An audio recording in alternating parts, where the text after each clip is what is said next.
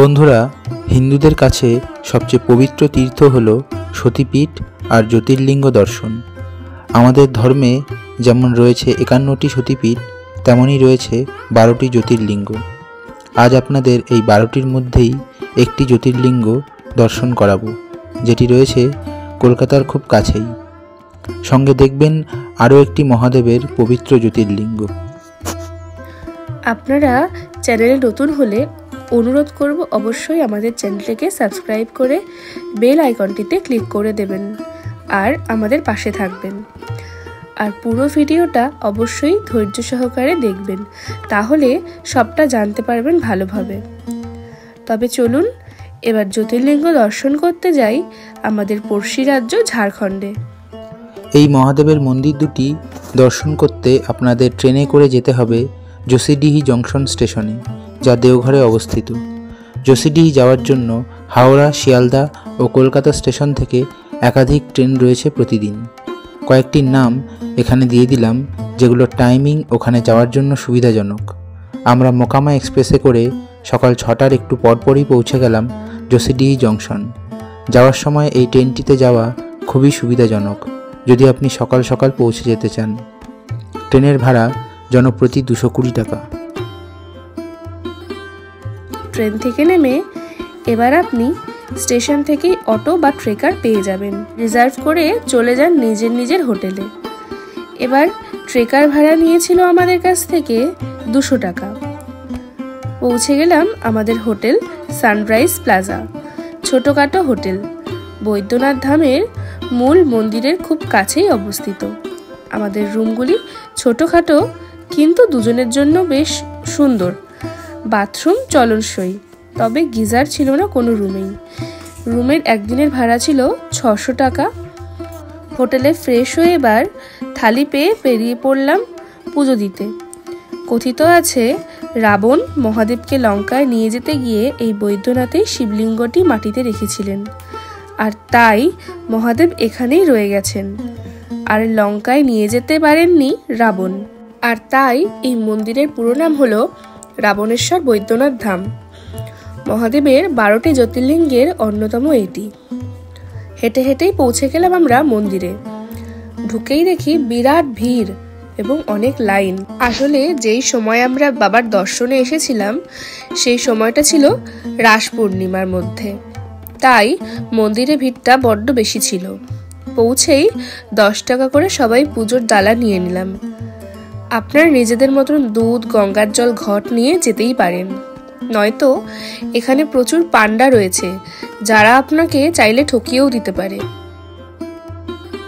এই মন্দিরে পান্ডাদের খুবই রমরমা। আমরাও একজনকে ধরলাম ভালোভাবে ভিতরে পুজো দেওয়ার জন্য, কিন্তু উনি অনেক রেট বললেন। পরে আমরা কমিয়ে জনপ্রতি 50 টাকা করে দিলাম এবং উনি আমাদের সংকল্প করে দিলেন আর বললেন আমাদের লাইনেই দাঁড়াতে হবে, ভেতরে উনি থাকবেন পুজো দেওয়ার জন্য। কিন্তু পরে ওনাকে আমরা আর পাইনি। এইভাবেই আপনাদেরও ঠকাতে পারে, তাই আগে থেকে টাকা দেবেন না। আসলে এখানে যদি একটু ভালো করে পুজো দিতে চান তাহলে একমাত্র বিকল্প মন্দিরে ঢোকার পাস, যার দাম জনপ্রতি 300 টাকা চেয়েছিল আমাদের থেকে। হয়তো সময় সময় এই পাসের রেটও পাল্টায়। যাই হোক, পুজো দেওয়ার লাইনে দাঁড়িয়ে পড়লাম। লাইনের মধ্যে বিভিন্ন লোক নিয়ম ভেঙে ঢোকা ঝামেলা সব পুহিয়ে প্রায় 4 ঘন্টা পর গর্ভগৃহে প্রবেশ করতে পারলাম। ভিড়ের দিনে পুজো দেওয়ার সময় শান্তি পাবেন না, ঠেলাঠেলি হবে, আর আপনি শিবলিঙ্গের কাছে পৌঁছালেও সহজে ছুতে পারবেন না, বা ছুলেও বেশি সময় ধরে জল ঢালতে পারবেন না।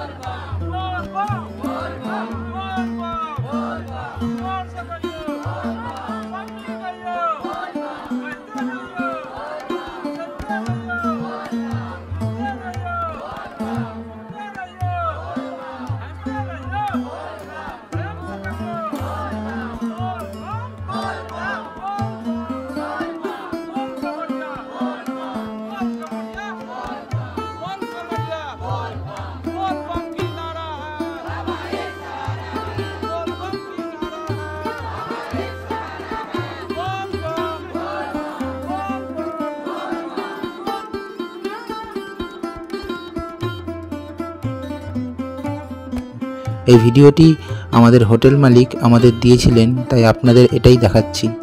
আমরা নিজেরা ভিড়ের মধ্যে কোনো ভিডিও করতে পারিনি, কারণ ফোন হাত থেকে পড়ে যাওয়ার ভয় থাকে।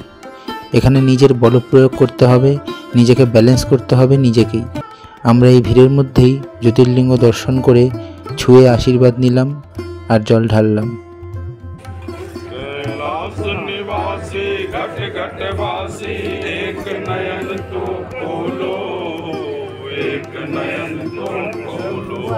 कैलाश निवासी घट घट वासी एक नयन तो खोलो, एक नयन तो खोलो। हर मुक्त की भाषा बोलने वाले मेरे लिए कुछ बोलो, मेरे लिए कुछ बोलो। हर झलक दिखाकर हे त्रिलोचन ले समेटिए माया, उद्धार करो मेरी काया, उद्धार करो मेरी काया। ओम नमः शिवाय, ओम नमः शिवाय, हरि ओम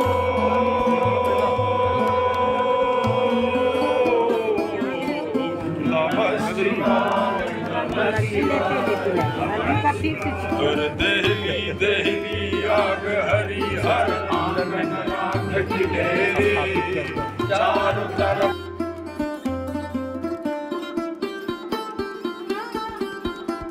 পুজো দিয়ে বেরিয়ে এখানকার বাকি মন্দিরগুলি দর্শন করলাম আমরা। বিভিন্ন হিন্দু দেবদেবীর মূর্তি রয়েছে এইখানে। আপনি যদি সবকটি মন্দিরে জল ঢালতে চান ঢালতেও পারেন। এবার পরপর আপনারা সব মন্দিরগুলি দর্শন সেরে নিন তাহলে।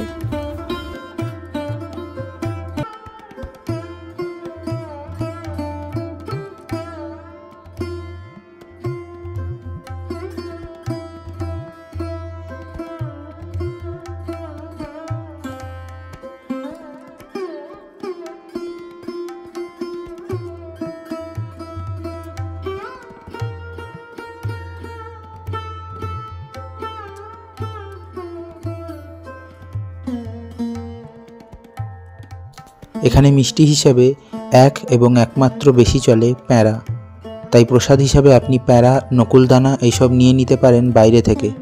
সারাদিন উপবাস করেছিলাম, তাই এবার একটু হালকা নিরামিষ লাঞ্চ করে নিলাম। এখানকার নিরামিষ এই থালিটাই বাঙালিরা মূলত বেশি খান।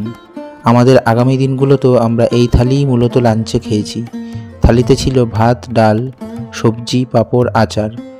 এখানে দাম ছিল 60 টাকা, আর এর সঙ্গে দুটো রুটি নিলাম আমি, দাম পড়ল 70 টাকা। এই থালির দাম এক এক রেস্টুরেন্টে এক এক রকম।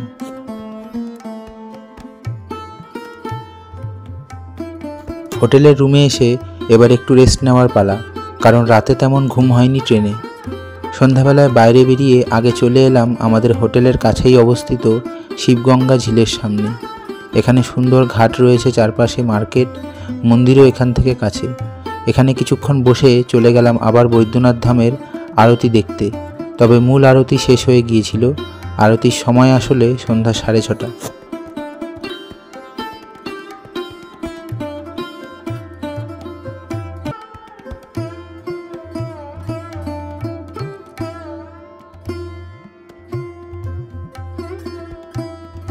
কিন্তু আমরা গিয়ে দেখলাম যে রাস পূর্ণিমা উপলক্ষে বিরাট সাংস্কৃতিক অনুষ্ঠান চলছে এই মন্দির চত্বরে।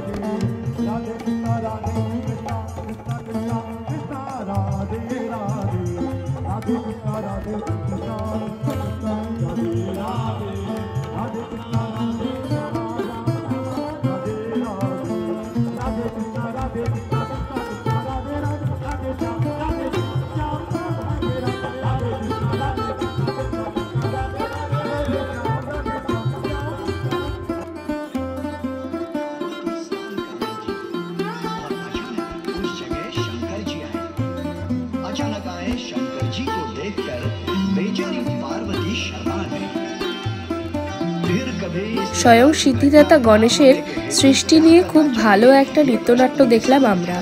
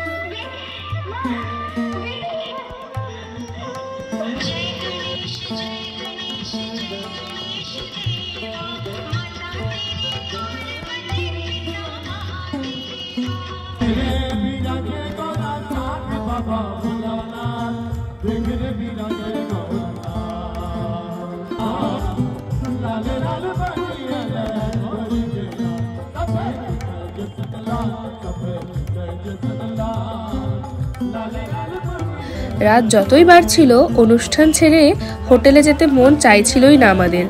তবে পরের দিন আমাদের বেরোনোর তাড়া থাকায় আমরা এবার অনুষ্ঠান ছেড়ে বেরিয়ে আসলাম। রাতের খাবারে আমি নিয়েছিলাম কচুরির থালি, সবজি দিয়ে, দাম ছিল 40 টাকা। আর ইন্দ্র খেয়েছিল ছাতুর পরোটা, আর বাকি সবাইও খেয়েছিল ছাতুর পরোটা। সবজি দিয়ে দাম নিল 50 টাকা। আর এখানকার টক দই খুবই ভালো, সেটাও নিলাম 30 টাকা নিল। এই ছাতুর পরোটার দামও এক এক জায়গায় এক এক রকম।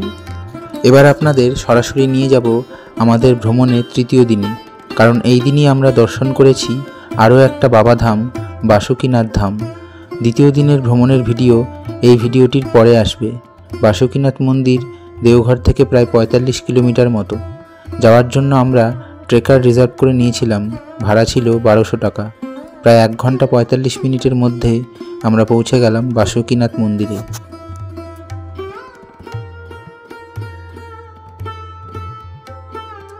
প্রথমেই সকালের ব্রেকফাস্ট সেরে নিলাম এখানকার মুড়ি থালি দিয়ে। থালিতে রয়েছে মুড়ি, তরকারি, ভুজিয়া, ফুলুরি, ভেজ পকোড়া, পাঁপড়।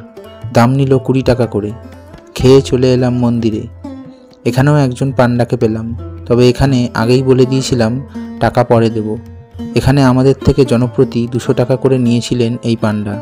এর মধ্যে পুজো দেওয়া, দক্ষিণা সবই ইনক্লুডেড।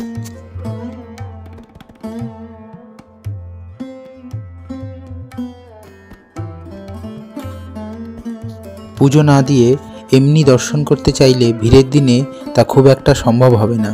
তাই প্রথমে পুজো দেব না ভাবলেও পরে পুজো দেব বলেই ঠিক করলাম, আর এই পান্ডার সঙ্গে এগিয়ে গেলাম পুজো দিতে। প্রথমে উনি সংকল্প করালেন, তারপর আমাদের লাইনের মাঝে ঢুকিয়ে দিলেন। এখানেও ভিতরে অনেক ভিড়, আপনাকে ব্যালেন্স রাখতে হবে। এখানে গামছা দিয়ে আপনাকে বাড়ি মারবে তাড়াতাড়ি করার জন্য। আমাদের পুরোহিত মশাই এই ভিড়ের মধ্যেই সারাক্ষণ আমাদের সঙ্গে ছিলেন এবং আমাদের ধরে ধরে শিবলিঙ্গের কাছে নিয়ে গেছেন। যদিও আমি নিজেই শিবলিঙ্গ ছুঁয়ে প্রণাম করেছি, আর এই মন্দিরে আমি রিস্ক নিয়েই ভিডিওটাও করে ফেলেছি।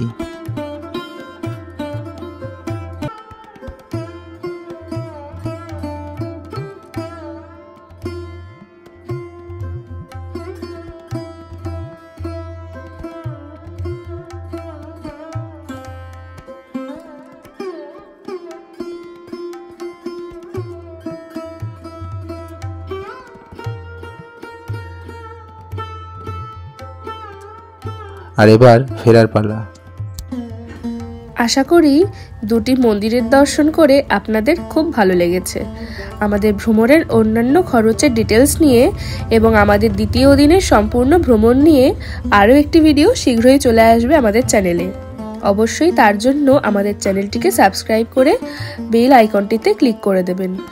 ধন্যবাদ। সকলে ভালো থাকবেন, সুস্থ থাকবেন আর জুটি কথার সঙ্গে থাকবেন।